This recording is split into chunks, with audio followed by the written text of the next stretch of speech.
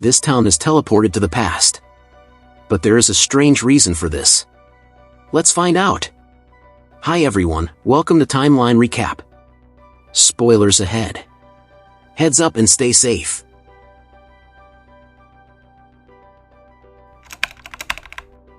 One afternoon, a mother is cooking lunch for her 6-year-old daughter while she plays in the back. Everything seems to be normal until the mother turns towards the sink and sees that it is black and ashy. That sink needs some lotion.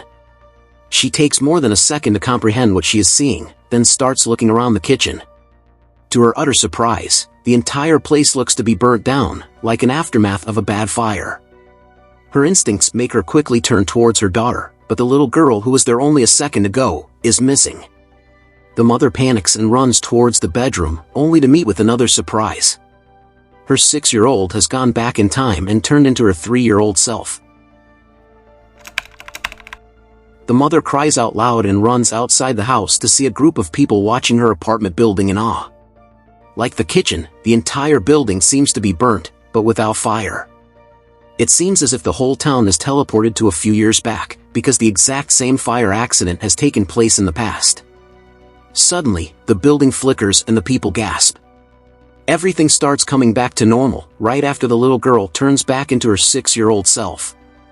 The residents do not waste time before calling the police to investigate the abnormal activities. Then we are introduced to an FBI detective, Olivia. She and her team investigate the scene and realize that some parts of the house are completely fine without the trace of any burn marks, while the others are fully destroyed by a fire. Upon looking at several records of the place, they also discovered that the building had caught fire 3 years ago and looked exactly how it looks currently. It is almost as if some parts of it teleported back in time. This theory is supported by the mother from earlier, who reveals that her daughter was 3 years old when the last fire occurred, and she too teleported in time earlier. Detective Olivia is intrigued, but not shocked by the situation. This is because she has witnessed such activities several times in the last week. They use a special neuroradiation device around the place. If the levels are high, it means the surroundings have traveled or will travel through time.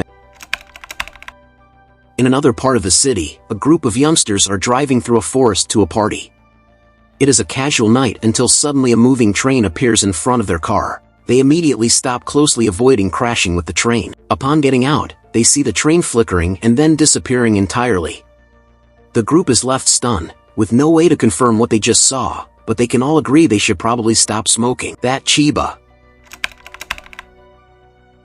The following day, Olivia's colleague, Detective Peter, hears the news about the train's appearance. He gets ready to walk out of the station and a second later magically appears in the location. Other police officers are working on the scene, but do not notice him appearing out of thin air.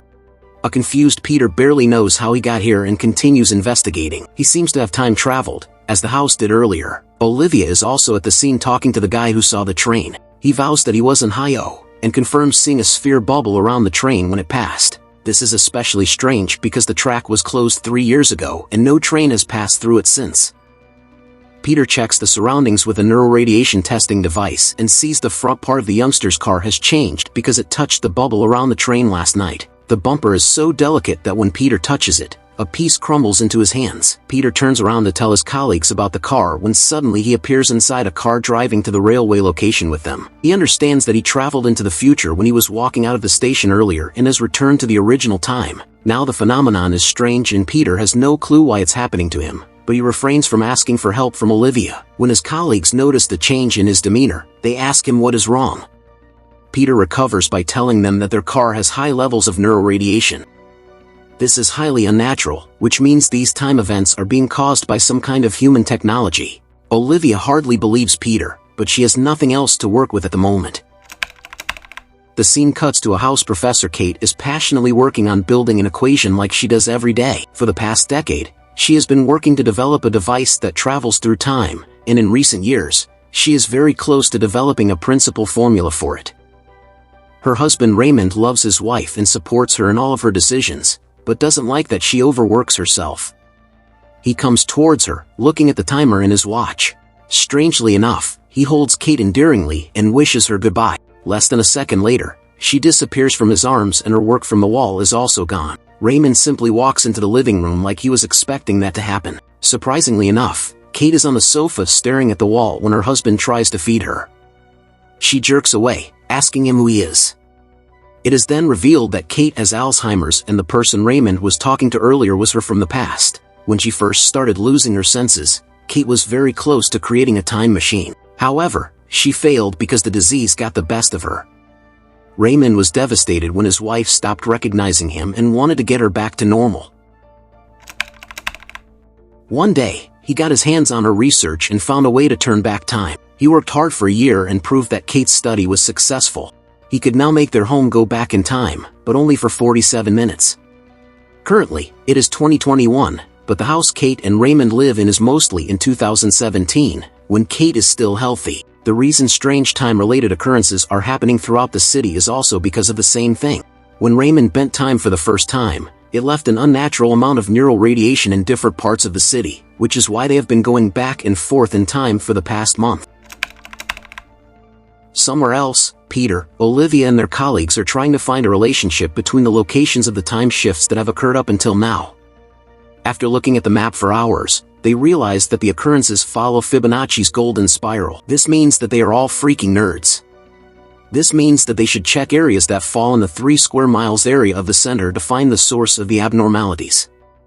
Back in the house, Raymond takes care of Kate, who frantically talks about going out to shop for Christmas. Raymond cannot handle his wife being so out of touch with reality and decides to bend time again. He walks into the basement, which he has turned into his lab. It contains several failed devices and projects proving how hard he has worked for the past years. He walks up to the machine that actually works and presses a few buttons. This starts the machine and sets the timer. For the next 47 minutes, their entire house will go back to being in 2017. Raymond goes back up and sees his wife working on her research once again. This time she smiles at him and asks him to take his pills. The man has walked up to her doing the same thing several times, but his heart still skips a beat when he hears her talking. Normally, they joke around like a normal couple. At the same time, Peter and Olivia start their search for the center of the spiral. They locate several houses and ask the residents if they have noticed anything strange happening around the area. Most people report having a feeling of déjà vu, but nothing significant is found. A few minutes into the search, Peter's friend reaches close to Raymond and Kate's residence. As he walks onto the lawn, he bursts into ash and disappears. This is because any sudden appearance in the time field messes with the subject and crushes it. Olivia sees her friend disappearing and quickly contacts the rest of the group. In the next few minutes, an entire team of agents appears in front of the house, looking for a way to get inside. Raymond notices the cars approaching from the window and starts to panic. He wants to turn the machine off, but if it is done hastily, it might ruin the entire fabric of space-time. Moreover, once the machine is turned on, Raymond doesn't have the formula to turn it off, as he has been letting it run fully until now. Now the only way to not get caught is to make the time shift permanent, and for that, Raymond needs his wife's help. He pulls a confused Kate into the basement and frantically shows her around. She doesn't remember anything about the future, hence the place, and her husband's ramble confuse her. Then finally, Raymond tells her that he worked for 3 years on her project and made a time machine. He calls her a genius and asks her to help him make it permanent so they can live together forever. Kate, still confused about everything, claims that her project was supposed to remain a theory because she never wanted to break the rules of nature. However, Raymond argues that she has done a lot for him in her life, and the only way for him to give back to her is by saving her. The entire rest of the population of the world be damned. His words freeze Kate, and she asks what will happen to her in the future. She finds out about the Alzheimer's disease, but still wants Raymond to stop the time travel. Outside, Olivia comes close to the house and sprays a chemical on it. In the correct lighting, a giant time bubble can be seen covering the entire property. Olivia doesn't dare walk inside, having seen what happened to her colleague earlier. Simultaneously, Peter continues studying the areas around the house to predict where the next time relapse is going to take place. To his horror, the very next area targets an underground tunnel that did not exist 4 years ago. If the time relapse occurs and the tunnel disappears, hundreds of people inside it would drown and die. One of them immediately runs to get the area evacuated, while the others continue trying to get into the house to stop the machine. In the following scene, Peter's scientist friend builds a magnetic vest that reflects the radiation when one is inside the time zone. Olivia argues that she wants to go inside, but Peter, who has a scientific background, is tasked with the job. Everyone holds their breath when he takes the first step inside the bubble. Thankfully, the vest works and he simply walks into the house. He soon finds the basement, but is hit in the head before turning the machine off.